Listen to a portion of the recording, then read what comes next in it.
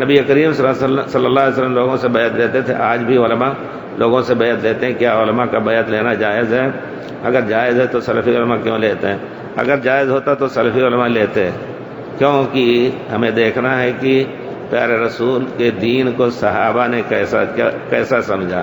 پیارے رسول سے بیعت لیتے تھے، پیارے رسول ابو بکر رضی اللہ عنہ خلیفہ ہوئے، خلافت کی بیعت، اور سب کو ہاتھ ملانا ضروری نہیں ہے، بڑے لوگ علماء اور بڑے جو ہیں وہ بیعت کر لیں گے تو سب کی طرف سے ہو گئی وہ بیعت۔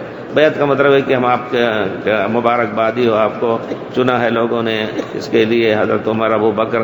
لیکن کسی نے دینی بیعت نہ عبداللہ ابن مسعود سے کی، نہ ابو الدرداء سے شام میں کی، نہ حضرت بلال سے کسی نے کی۔ یہ ایک بدعت ہے، بیعت نہیں ہے، یہ بدعت ہے یقیناً۔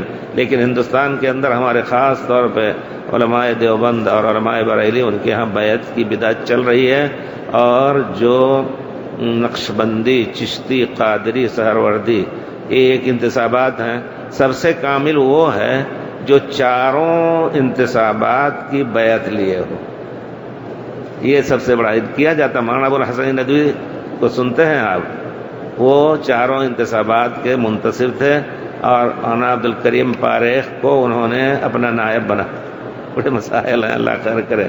یقیناً یہ ایک بدعت ہے۔